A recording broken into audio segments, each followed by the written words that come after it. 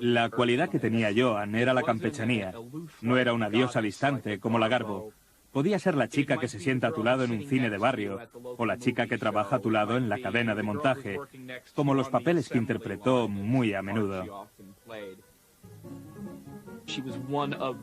Era como la gente que iba a ver sus películas.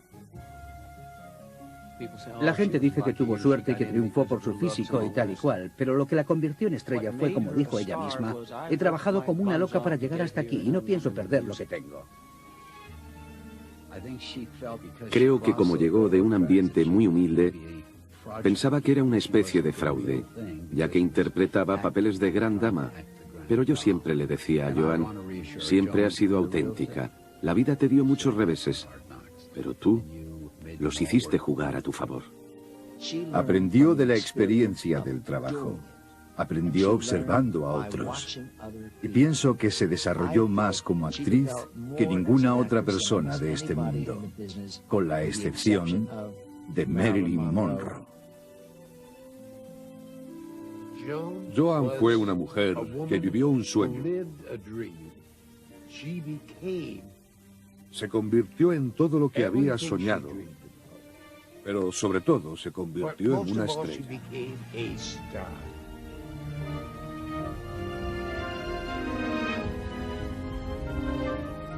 Joan Crawford, siempre una estrella.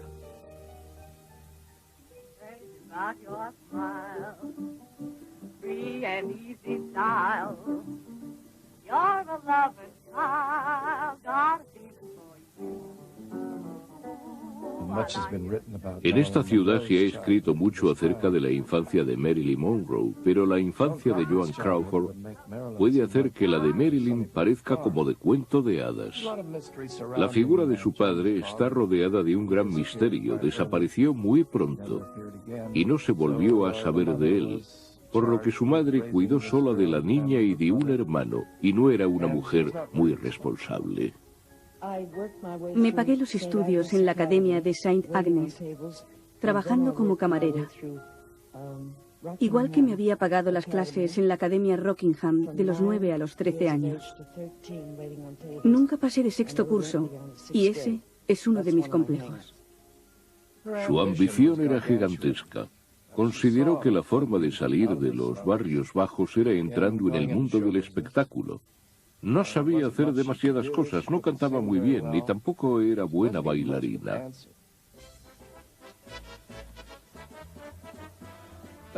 Pero era la época del Charleston, todo el mundo lo bailaba y cuanto más te movieras y más alegría y picardía le dieras al baile, más le gustaba al público. Consiguió trabajo en Chicago, en una pequeña sala de fiestas donde la vio un productor que la llevó a Nueva York. Y ahí consiguió trabajo como corista en una revista de Schubert. Nunca fui lo bastante buena para estar en la primera fila del coro, pero trabajé en la segunda fila en la revista Innocent Eyes del señor Schubert. Harry Raff se fijó en mí y me hizo unas pruebas. Y luego recibí un telegrama diciendo, tiene un contrato con la Metro-Goldwyn-Mayer. Entonces vino a California y cuando se bajó del tren no había nadie para recibirla. No sabía qué hacer ni a quién llamar hasta que finalmente se le acercó un joven que le preguntó, ¿es usted Lucille Lecher? Ella le dijo que sí y él le dijo, vaya, es que este hombre nunca contrata a chicas menudas como usted. Siempre suelen ser coristas muy altas y con mucho glamour. Cuando Joan llegó, la Metro ya estaba considerada como un gigante entre los estudios de Hollywood, gracias a Irving Thalberg y a Louis B. Mayer. Tenían una auténtica fábrica, tenían más estrellas que el firmamento. Ese era de hecho su eslogan. La Metro contrataba a alguien como Joan Crawford y le daba clases de actuación, de baile, de esgrima, de equitación, y la convertía en una joven vampiresa que era el sueño de las starlets de aquellos días.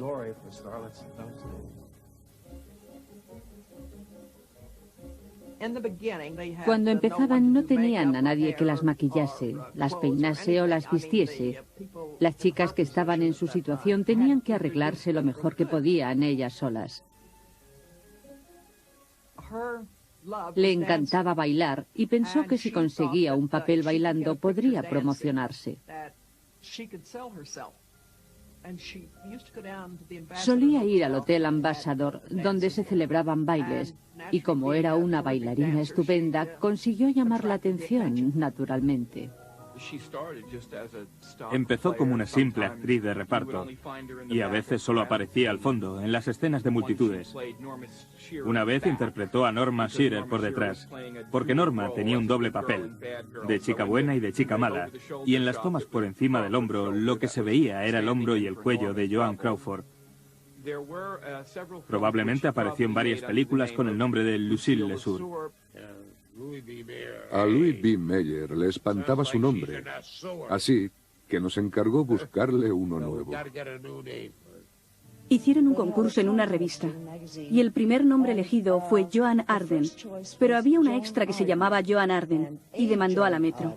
Así que eligieron el segundo nombre más votado, Joan Crawford. A mí me pareció que sonaba a crawfish, cangrejo de río. Pero Billy Haynes, mi mejor amigo, me dijo, mejor cangrejo que cranberry y arándanos, con el que se hace la salsa que acompaña al pavo, porque espero que no tengas que hacer nunca de pavisosa. Fue al departamento de maquillaje, le dieron un estuche de cosméticos y probó diferentes maquillajes hasta que finalmente dio con el aspecto que le pareció adecuado. Su estilo de maquillaje lo desarrolló observando a otras. Pasó por una serie de caras diferentes. Creó el maquillaje de sus ojos. Creó el maquillaje de su boca. Creó a Joan Crawford. La inventó igual que había inventado su nombre. Poco a poco se convirtió en una actriz de verdad y en una personalidad de la pantalla. Las estrellas tienen la cualidad de que la cámara se enamora de ellas. Ese amor se transmite a la pantalla y el público también se enamora de ellas. No puede apartar los ojos de ellas. Trabajando sin parar durante los años 20, por fin consiguió un papel que la hizo muy popular en la película Vírgenes Modernas, que creó el tipo de alocada chica de la era del jazz que Joan interpretaría en esa primera etapa de su carrera. Lo que mostraban en la pantalla era probablemente más salvaje y más enloquecido que la realidad. Pero los Estados Unidos querían ver excesos, y ahí estaba Joan Crawford para ofrecérselos. La hicieron trabajar con algunos de los actores más consagrados, cuyos nombres bastaban para llevar el peso de la película, como Lon Chaney, Charles Ray o Joan Gilbert, lo que hizo aumentar su valor para la taquilla. Y cuando por fin logró protagonizar una película, ya era una mercancía rentable. En aquellos tiempos, para ser un gran triunfador en Hollywood, tenías que ser invitado a Pickfair, la mansión de Douglas Fairbanks y Mary Pickford, y a ella nunca la invitaban. Pero un día fue a ver una obra en la que actuaba Douglas. Le gustó mucho. Fue a felicitarle al terminar la función y empezaron a salir juntos. Por fin, después de casarse con Douglas Fairbanks, la invitaron a Pickfair. Joan pasó allí unas situaciones terribles. Por las noches venían muchos invitados, ofrecían cenas de gala y todo era muy formal.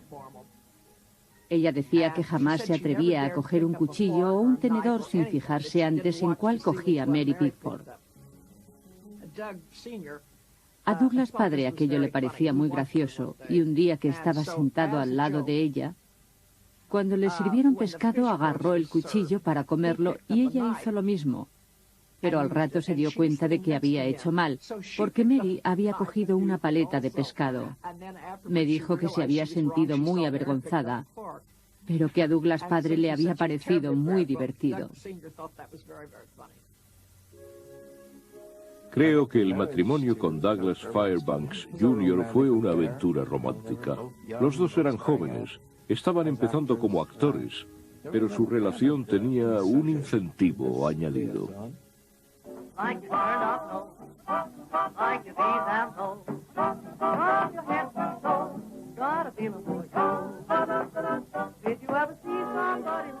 Ella procedía de los barrios bajos de Kansas City y cuando llegó a la Metro-Goldwyn-Mayer fue bastante ignorada.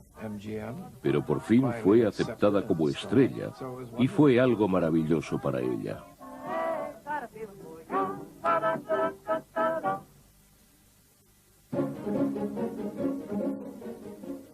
En 1929, el pánico se apoderó de todo el mundo de la Metro. Ejecutivos, actores, actrices. Las starlets no sabían lo suficiente para asustarse, y yo era una starlet, así que no sentí miedo. Hice mi primera película sonora, The Untimed, con Robert Montgomery, y cuando oí mi voz dije, esa no soy yo, es un hombre. Estudió a las otras estrellas como la Garbo y la Shearer y aprendió sus trucos, cómo sabían dónde estaban puestas las luces y cuál era la iluminación que las favorecía. Cuando empecé en el cine, Adrian dijo, nunca había visto unos hombros tan anchos. Debería ser la Johnny Weissmuller femenina, pero como no puedo cortarle los hombros, se los voy a exagerar. Y así fue como aparecieron las sombreras. Le hizo un vestido para la película Letty Layton, y cuando la estrenaron todos los fabricantes de la Séptima Avenida copiaron ese vestido. Joan era muy ambiciosa y Louis B. Mayer no era especialmente amigo suyo, así que sabía que tendría que pelear por los papeles. Me contó que en una ocasión sabía que había un guión que podría interesarle. Así que entró en el despacho de Louis B. Mayer cuando él no estaba. Lo birló. Se metió en el lavabo de señoras para leerlo. Salió del lavabo convertida en el personaje. Entró en el despacho de Mayer y le convenció de que ella era el personaje. Consiguió el papel. Gran Hotel supuso un enorme empujón para la moral de Joan Crawford. La protagonizaba una galaxia de estrellas, incluida ella misma, John Barrymore, Lionel Barrymore, Greta Garbo, Lewis Stone, Wallace Beery, Jen Hersholt. Interpretaba a una secretaria, lo que suponía un encasillamiento, ya que en aquellos años solía interpretar secretarias o dependientas. No tenía escenas con la Garbo, lo que fue una decepción para ella, pero se hizo amiga de mucha gente, sobre todo de John Barrymore. Was she playing something? Yes, the typewriter. Oh, you're a little stenographer. Yes, I'm a little stenographer. That's fascinating. I don't suppose you'd take some dictation from me sometime, would you? Well, how about some tea then? Tea would spoil my dinner. I only have one meal a day, and I'd rather hate to spoil it. Con esa sola película se convirtió en una auténtica gran estrella.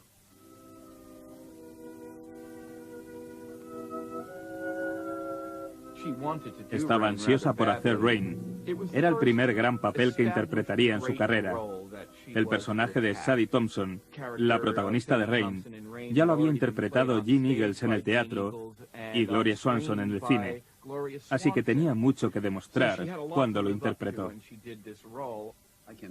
Puedo recordar mis primeras impresiones.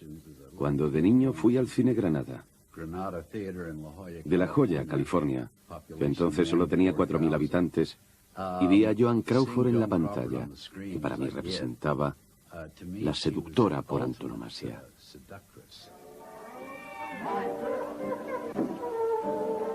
Now look here. Hello, lads. Boys, I want you to meet Thompson. Sadie, meet the boys. Boy. And this is Mr. Orme. Mr. Horn, your climate's bum. Sorry, Sadie, it's the best we got. Oh, I'm not blaming you. Say, what's this about the delay? How long am I booked for this bed, do you know? La recuerdo seduciendo al reverendo Davidson, que interpretaba a Walter Houston. Y si esa dama podía seducir al reverendo Davidson, podría seducir a quien quisiera. Innocent or guilty, you have got to serve your sentence. It's the only way you can prove you are worthy of mercy. Oh, no, Mr. Davis. Your God and me could never be shipmates. And the next time you talk to him, you can tell him this for me, that Sadie Thompson is on her way to hell. Stop! This has gone far enough. Oh, no, it hasn't gone far enough. You've been telling me what's wrong with me. Now I'm going to tell you what's wrong with you. You keep yelling at me to be punished, to go back and suffer. How do you know what I've suffered? You don't know, you don't care, and you don't even ask, and you call yourself a Christian. Well, you're nothing but a miserable witch burner, that's what you are. You believe in torture. You know you're big, and you know you're strong, and you have the law on your side and the power to hang me. All right. But I've got the power to stand here and say, you hang me and be damned to you. You better?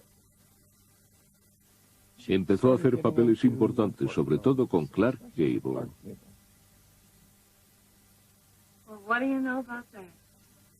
He can actually smile.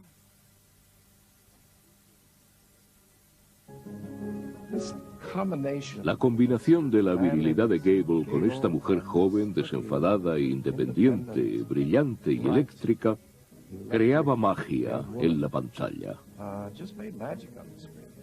Years and years of hard work. No, I'm not afraid of work. Takes guts and brains. Yeah, I know. And after you've given everything, maybe something will come of it. Maybe nothing. Something's got to come of it. Well, I suppose if you feel you got it, you got it. Yeah. You like to dance? More than anything in the world. You want to work with me? Yes, Mr. Jake. Yes, sir. Now beat it. Thank you. And if I loved you so much it was killing me, and I knew you'd haunt me for the rest of my life, I still wouldn't have any part of you. I only hope they take you back to that prison you belong in. Creo que el éxito de Gable y Crawford se basó en que eran iguales. Supposing I was the guy you were dumb enough to fall for. Then what? Here's what? Hicieron 8 o 10 películas juntos y casi todas fueron un éxito. Era un rey fuera a donde fuese. Se ganó el título. Andaba como un rey, se comportaba como un rey. Y era el hombre más viril que he conocido en mi vida.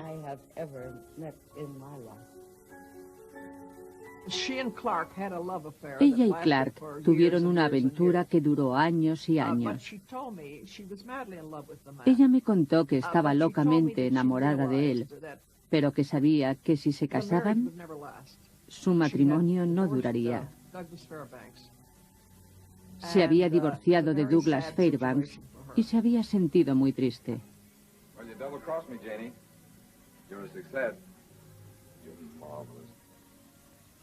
Su segundo matrimonio fue con un actor muy bueno y un hombre muy agradable llamado Francho Tone. Junior League Polo benefit. Nearby are screen stars Barbara Stanwyck, Francho Tone, and Joan Crawford. Joan starts things going. El idilio y la boda con Francho Tone no fue una jugada promocional, porque ella era una estrella mucho más grande que él, y de hecho le ayudó en su carrera haciendo que trabajara a su lado. Él hizo mucho por Joan, le enseñó mucho y quería que ella trabajara con él en el teatro. Era muy educado, pertenecía a una familia rica y era miembro del Group Theater de Nueva York. Él pensaba que ella estaría maravillosa en el escenario, pero a ella le daba pánico porque nunca había trabajado en el teatro. Recuerdo que Francho Tone le comentó a alguien que su matrimonio se rompió porque se había quedado sin adjetivos. Cada vez que salían a alguna parte, ella se vestía muy elegante y él tenía que piropearla y decirle lo maravillosa que estaba, lo perfectamente vestida que estaba, lo magnífico que era el vestido, lo bien peinada que estaba, etc. Y que al final se cansó. A Joan Crawford le encantaba ir a Nueva York, le encantaba ir al teatro. Y cuando veía una obra en la que había un papel bueno para ella, iba a ver al director de la Metro, Irving Thalberg, y le decía que le encantaría interpretar ese papel. Pero cuando quería darse cuenta, la mujer de Irving Thalberg, Norma Shearer, ya lo estaba interpretando. La verdad es que tuvo más éxito en el cine que Norma Shearer, en especial a que tenían una estrella muy taquillera y la hicieron trabajar con grandes coprotagonistas como Gable y Tracy. Siempre actuaba con grandes estrellas, que es la mejor forma y más fácil de construirse una carrera sólida.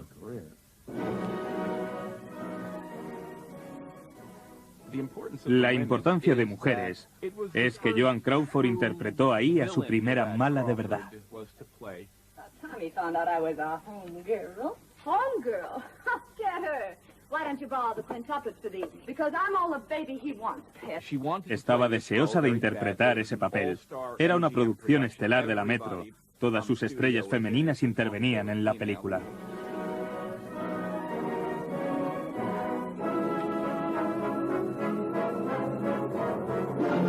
Take a good grip on yourself, you're going to die. Stephen Haynes is stepping out on Mary. L'amour, l'amour. That's French for love. You should have licked that girl where she licked you. In his arms. Stephen's fed up with it, Crystal. In your heart, you know it. Take my advice, Crystal. Put your mind on your alimony. Alimony? With what Stephen can get on you, he won't have to give you a dime. En Mujeres, por fin compartía cabecera de cartel con su archirrival, Norm Masirev. 2 years to grow claws, mother. Jungle Red. Ella estaba casada con el jefe y yo no era más que una actriz. A ella no le gustaba mi vestido y lo hizo cambiar 19 veces. Le costó una fortuna a la productora, pero al final llevé el vestido dorado y el turbante. Very confident, aren't you? Yes, because I know Stephen couldn't love a girl like you. Well, if he couldn't, he's an awfully good actor. Era muy simpática con el equipo. Siempre era generosa con todo el mundo. De vez en cuando se encontraba con alguien que no le gustaba. Y su odio y su rabia eran tan exagerados como podían ser sus alabanzas. Y si no le gustaba algo, era muy crítica.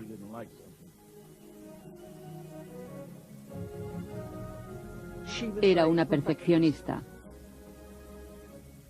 Y no creo que jamás se sintiera satisfecha con nada de lo que hizo. Cuando hizo un rostro de mujer, llevaba la mitad de la cara desfigurada.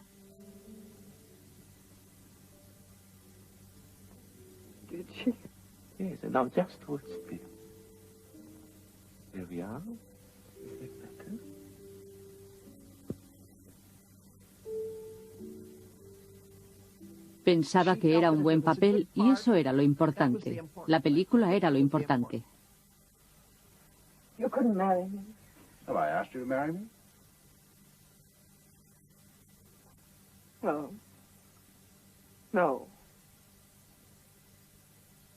And you mustn't. Why not? Because I want to get married. I've always wanted to get married. I want to have a home and children. I want to go to market and cheat the grocer and fight with the landlord. I want to belong to the human race. I want to belong. Había tenido 2 abortos con Douglas y otro con Franchot, así que decidió adoptar hijos. Primero adoptó a Cristina y luego decidió que quería un niño. Así que adoptó a Christopher.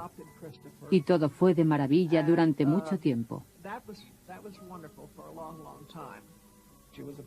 Fue una pionera en ese campo porque en aquellos momentos no estaba casada y era muy difícil, si no imposible, que una mujer soltera o divorciada adoptase a una criatura.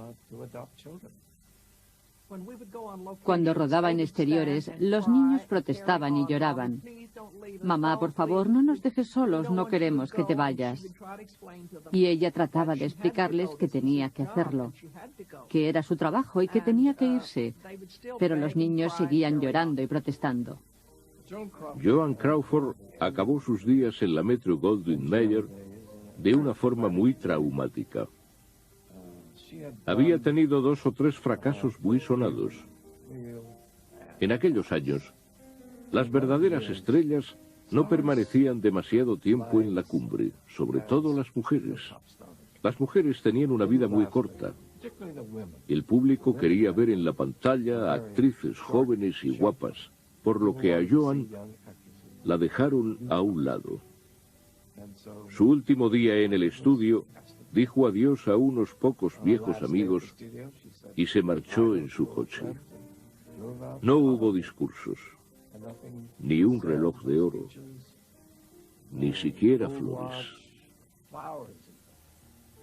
Me fui muy bien acompañada, con Catherine Hepburn, Fred Astaire y otros. Me dije a mí misma que estaba acabada.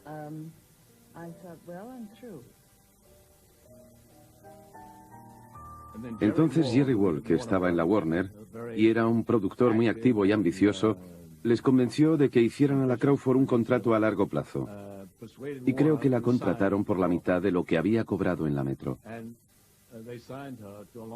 Le ofrecieron varios guiones que ella rechazó. Me contó que una vez un productor la había citado en el estudio y que ella fue muy esperanzada, pensando que le iban a ofrecer un buen guión. Se puso muy elegante, se compró un sombrero nuevo. Esperaba que le elogiaran su buen aspecto. Pero el productor le dijo: creo que el último guión que te mandamos era muy bueno y tendrías que hacerlo porque nadie quiere trabajar contigo.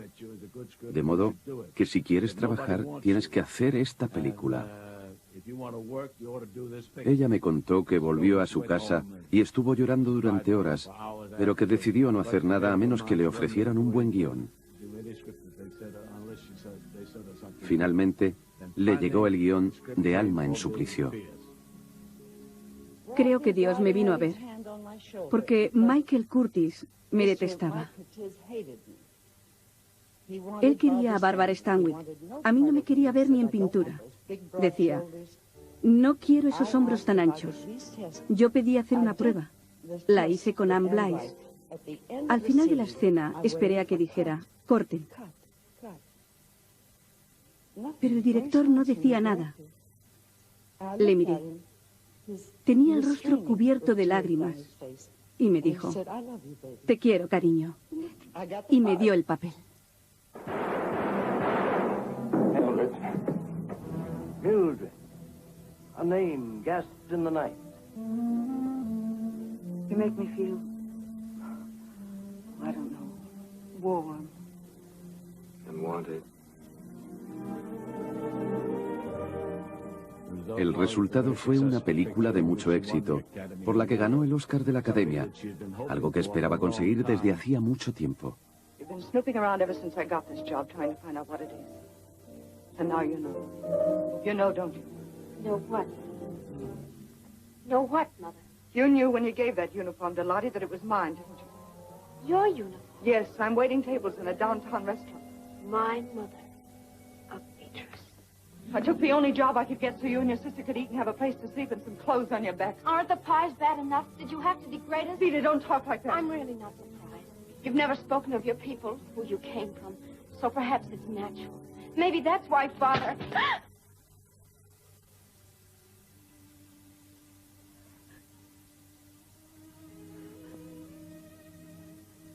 Oh, I'm sorry I did that. I'd have rather cut off my hands. I'd never taken a job if I hadn't wanted to keep us all together. I don't think No creo que el público sepa lo que significa un Oscar para nosotros.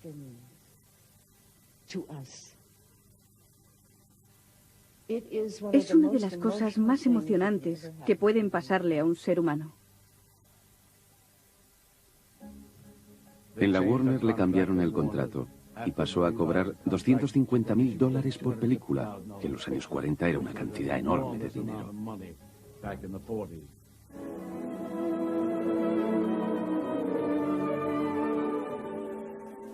Quería hacer lo que fuera, siempre que fuese una buena película. Jerry Wald no quería que hiciera humoresque y le dijo: Joan, solo sales en la última parte de la película. Y ella le contestó: me da igual, si es una buena película estoy dispuesta a hacer de abuela de Wallace Beery. You don't expect me to believe that, do you? I don't care what you believe. I'd like to slap your face. Why don't you try it? La mayor parte del público tiene una impresión equivocada de Joan Crawford. Siempre se la consideraba como una mujer muy fuerte y voluntariosa. Y en la vida real no era así. Todo eso era una actuación. Ella no podía ser más distinta. La dicotomía de Joan Crawford estaba en que era muy testaruda y muy ambiciosa, de una forma casi maníaca, y al mismo tiempo era muy vulnerable y quería caer bien. Tras la ruptura del matrimonio con Franchot Town, pensó que el hogar y los niños necesitaban un padre. Entonces conoció a Philip Terry, que estaba contratado por la Metro-Goldwyn-Mayer. Se sentía muy a gusto con él. Pero años más tarde, después de divorciarse, dijo que había cometido un error, que había confundido la comodidad con el amor. Estábamos en Sedona, Arizona, trabajando a 45 grados de temperatura. Para entonces ya había adoptado a las mellizas, de modo que tenía 4 hijos, a los que llamaba a diario y escuchaba todos sus problemas. Les decía, ahora alegra esa cara, porque sabes que mamá te quiere y te va a llamar mañana por la noche. Dile a tu hermana que se ponga. Repetía lo mismo a los 4 niños y después se dejaba caer agotada. Al cabo de 3 o 4 noches le dije, Joan, ¿cómo puedes hacer esto todas las noches? Y ella me dijo, es que son niños, y si no lo hicieran no lo entenderían. Adoraba a esos niños y creo que era una madre muy entregada. No creo que nadie comprenda de verdad la relación de Joan con sus hijos, ni por qué los adoptó. Yo pienso que pensaba que no se sentiría realizada como mujer si no tenía hijos. Joan era muy estricta, para empezar consigo misma, y eso lo aplicaba a los demás. Era una mujer muy rígida. Y era muy rígida con los niños. Imponía una disciplina férrea. Quería que creciéramos independientes, autosuficientes, y que nos marcáramos las metas que nos parecieran correctas. Estaba decidida a no permitir que sus hijos cayeran en ese síndrome de príncipe o princesa de Hollywood, en el que lamentablemente han caído tantos hijos de actores famosos. Pensaba que sus hijos podrían no tener dinero para llevar el tipo de vida que ella llevaba. Quería que fueran capaces de hacer frente al mundo. Teníamos una cocinera y una ama de llaves, pero teníamos que hacernos nuestras camas y fregar los platos. Creo que cuando teníamos 4 o 5 años nos dijo que teníamos que llevar nuestras sillas a la cocina para llegar al fregadero y fregar los platos. Por supuesto, los niños se quejaban porque pensaban que las criadas estaban ahí para hacer ese trabajo y a ella eso le parecía mal. Lo único que hacía era prepararlos para salir al mundo. Yo la vi sobre todo cuando estaba con las mellizas. Vi cómo las hablaba y también vi cómo hablaba de ellas. Hablaba de las mellizas en un tono diferente al que usaba para hablar de Cristina o de Christopher. Sé que se sentía frustrada con Christopher. Joan y yo fuimos en coche a visitar a su hijo que estaba en un internado militar. Yo sabía que no le daba la gana de escribir a su casa, así que le conté que yo no le había escrito tampoco a mi madre y que estaría bien que él lo hiciera. Creo que le escribió 1 o 2 veces. Me contrataron como jefa de vestuario para Flamingo Row. Estaba encantada de poder conocerla y me preguntaba cómo reaccionaría ante alguien que era una auténtica admiradora suya. El primer día entré y le dije que estaba allí para ayudarla y ella me contestó, bienvenida a bordo, lo cual me relajó inmediatamente y me hizo sentir muy afortunada, no solo por descubrir que ella seguía siendo una estrella llena de glamour, sino también una mujer muy cálida y maravillosa con la que trabajar.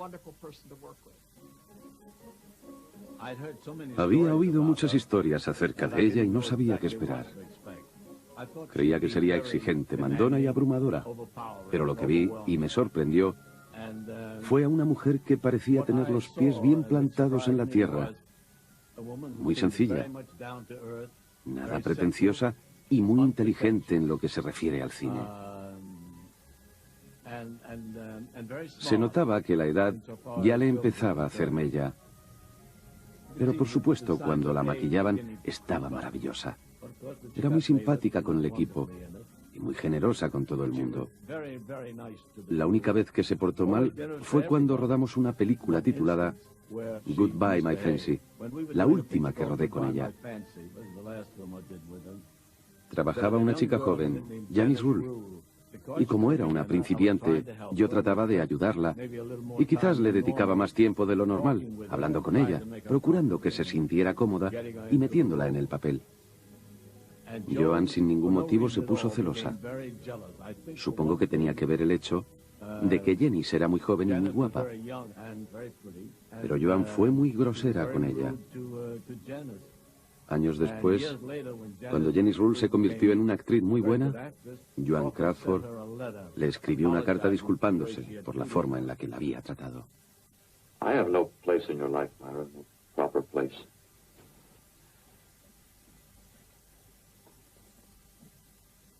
Without you, I have nothing.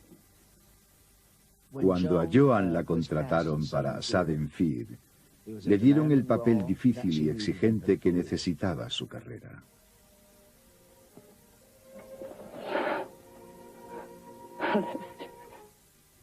Una de las actrices con las que trabajó fue Gloria Graham.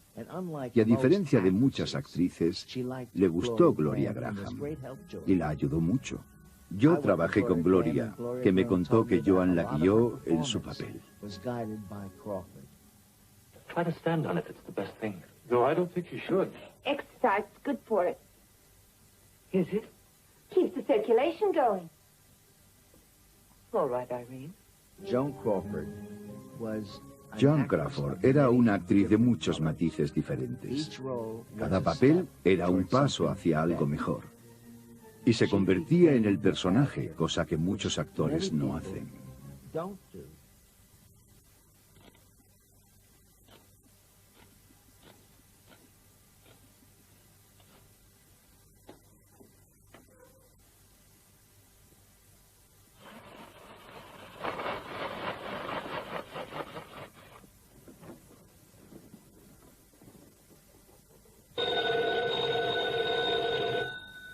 Era buena con la gente. La gente la adoraba. Y a ella jamás se le subió a la cabeza. Estaba dispuesta a hablar con cualquiera, a estrecharle la mano, a preguntarle quién era y cómo se llamaba. Siempre me mandaba notas o telegramas por mi cumpleaños y en Navidades. Contestaba las cartas de sus admiradores de su puño y letra, firmando miles de fotos autografiadas. Me dijo, jamás debes salir a la calle vestida como a veces te vistes. Siempre debes estar fantástica para tus admiradores y nunca se sabe a quién te puedes encontrar.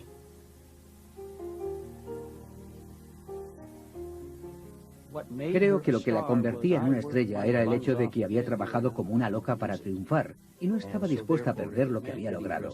De modo que si ser estrella significaba conceder una entrevista a alguien que detestaba, pero que podía ayudar a la película, ella hacía la entrevista, nunca se quejaba. Era una completa profesional. Hollywood me ha dado mi educación. Me ha dado todo lo que tengo en la vida. La posibilidad de adoptar hijos, de criarlos y de educarlos. Y por eso jamás seré una desgraciada.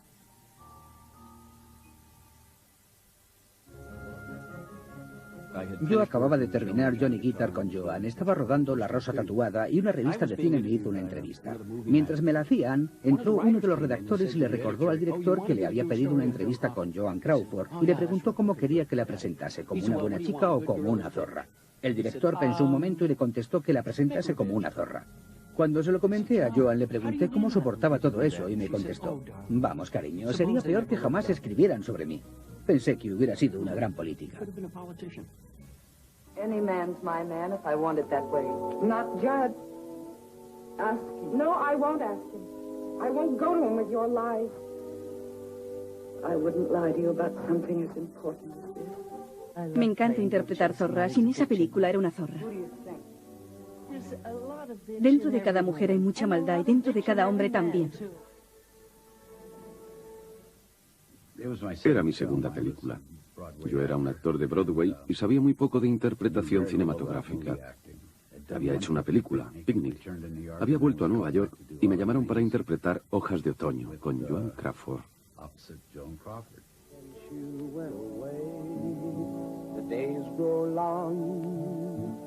And soon I'll hear old winter's song. Good night. Good night. Fred, please don't come back anymore. I mean it. Don't come back. Find a girl your own age.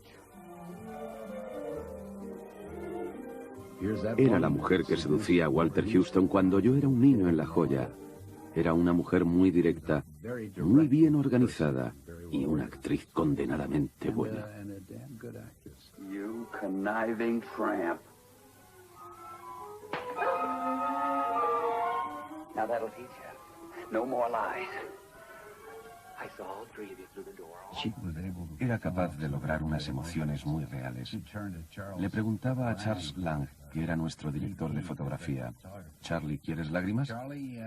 ¿Quizás de un solo ojo? Era capaz de llorar por el ojo izquierdo, por el derecho o por los dos. Yo he trabajado con Helen Hayes y con otras grandes actrices, pero jamás había visto algo parecido. Si has tenido unos comienzos muy tristes, si has tenido una vida muy triste, los actores a menudo recurrimos a eso para evocar emociones. Si puedes recordar algo que te partió el corazón, podrás usarlo para llorar. Yo pienso que debajo de esa feroz, decidida, fuerte e individualista Joan Crawford, había una niña muy triste.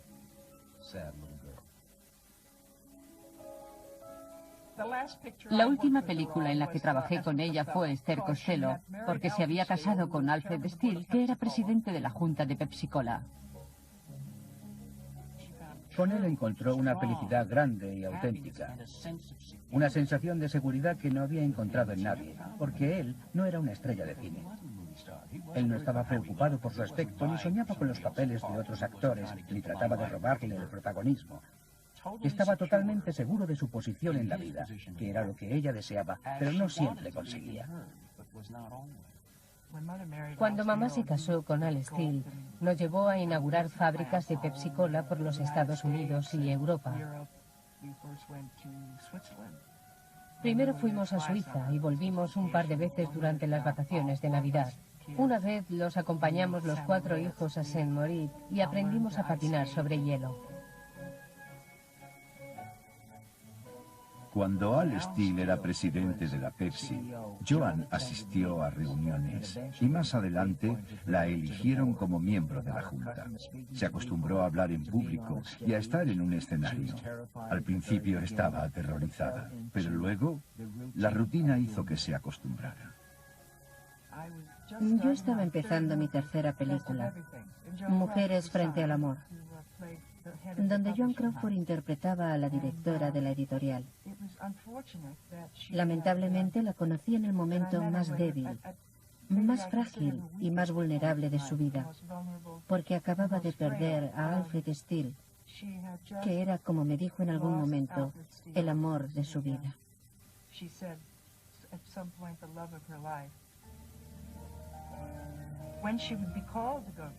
Cuando tenía que ponerse delante de la cámara estaba aterrorizada. Un par de veces nos cruzamos la mirada antes de la toma y recuerdo haberle dicho, sabes que puedes hacerlo. Y creo que eso le daba confianza. Por supuesto cuando lo hacía bien, cuando mantenía la situación y se sabía los diálogos y sabía lo que estaba haciendo. No había duda de que estabas viendo lo que había convertido a Joan Crawford en una estrella. Hay algo de las estrellas femeninas duraderas bastante peculiar e interesante, en el sentido de que han mantenido su puesto por ser mujeres fuertes, con fuerza de voluntad. Y allí estaban las 2 grandes damas más famosas de la historia del cine. El pobre Robert Aldrich, el director, tuvo que hacer más bien de domador de leones. You know we got rats in the cellar?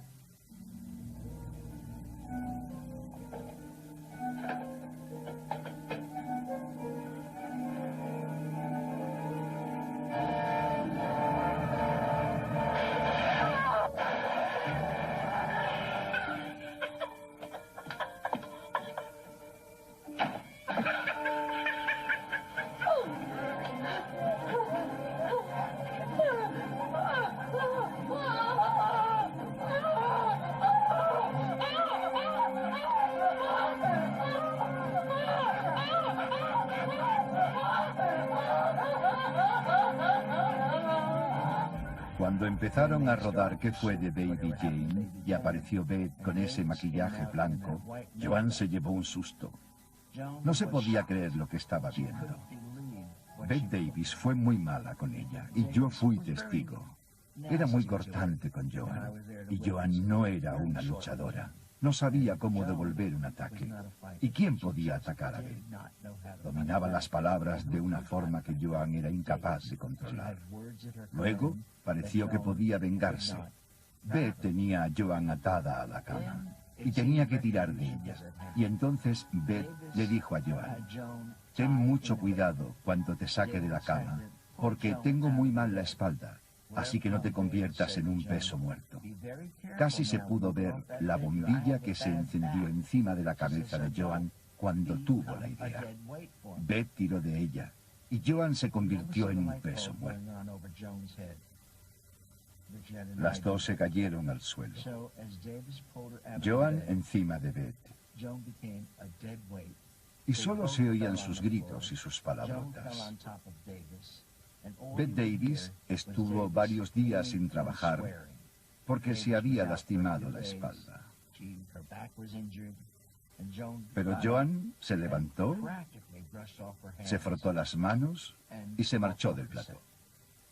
El plató seguía siendo su hogar. No había tenido otra vida hasta que se casó con Al Steele y se convirtió en la señora Pepsi-Cola. He vendido a Joan Crawford durante tanto tiempo que lo único que tengo que hacer ahora es dejar que Joan Crawford venda Pepsi-Cola. Quería prolongar su carrera lo más posible y aceptó incluso esas películas que no duraban en los cines más de una semana. Siempre quiso agradar. Sondeaba los gustos del público para saber lo que deseaba en un momento particular, y entonces cambiaba como un camaleón. En los años 20, Joan fue la flapper, la chica locada de la era del jazz. En los años 30, la depresión exigía un nuevo tipo de heroína. Una mujer que luchase contra las dificultades de la época. En los años 40 se estaba haciendo mayor, y ya no era la chica que luchaba para subir en la vida, sino una mujer que ya había llegado y estaba establecida. En los años 50 era una actriz mucho más madura. En Hojas de Otoño estaba enamorada de Cliff Robertson, que era mucho más joven.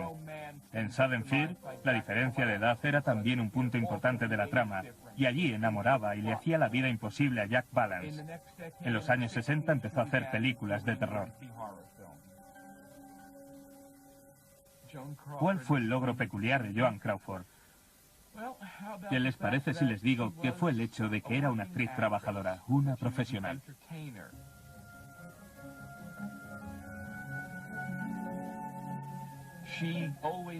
Siempre dio el 110% en todo lo que hizo.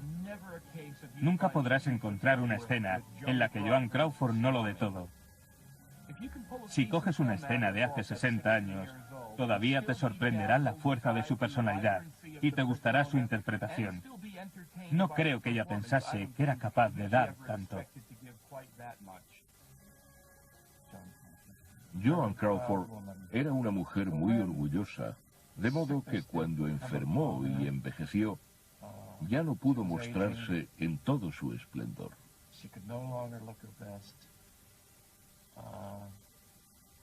Es como la leyenda de los elefantes que se retiran para morir. Así que se encerró en su piso y bajó el telón. La invitabas a cenar y te decía: cariño, me encantaría, pero no puedo.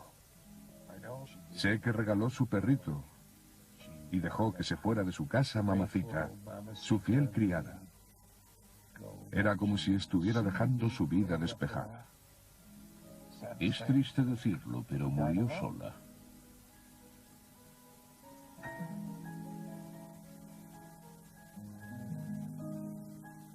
Joan Crawford es una de esas imágenes que se han empañado.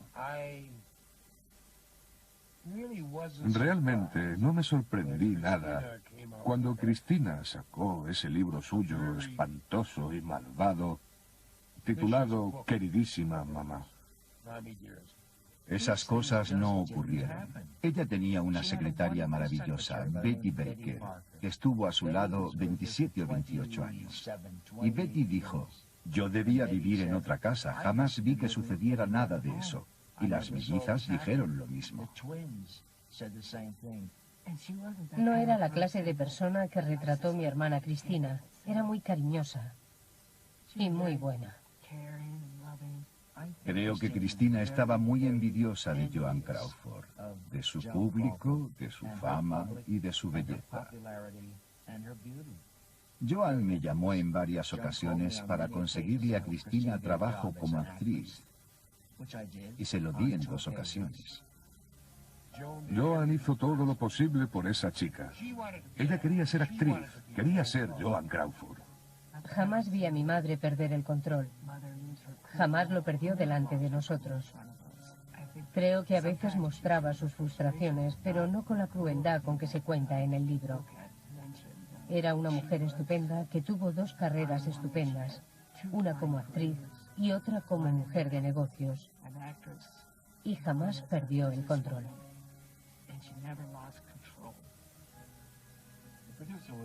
Un productor fue a visitar a Joan Crawford a su apartamento de Nueva York y vio que había un viejecito en una silla de ruedas, muy viejo y enfermo, con el pelo blanco. No se lo presentó al productor, y cuando luego le acompañó a la puerta, este le preguntó quién era ese hombre. Y ella le dijo, bueno, es Franchot. Al final de su vida, había acogido a su antiguo marido de hacía 30 o 40 años y le preparaba la cena y le trataba de animar. Ese es otro aspecto de Joan Crawford del que la gente no oye hablar. Toda la vida de Joan consistió en trabajar duro y superarse. Ser la mejor. Quizás nunca tuvo la seguridad suficiente para ser quien era realmente. Pero yo, por supuesto, aplaudo su fuerza. La recuerdo saliendo de un club de la calle 52. Su limusina no llegaba y estaba rodeada por un pequeño grupo de admiradores. El portero le preguntó si le pedía un taxi. Ella dijo que sí. Cuando llegó el taxi, lo primero que hizo después de cerrar la puerta fue encender la luz del interior, para que sus admiradores pudieran verla, casi como una reina en su carroza, desapareciendo envuelta en la luz. Le encantaba la luz. Le gustaba la atención que despertaba. Ladies and gentlemen, it's Joan Crawford.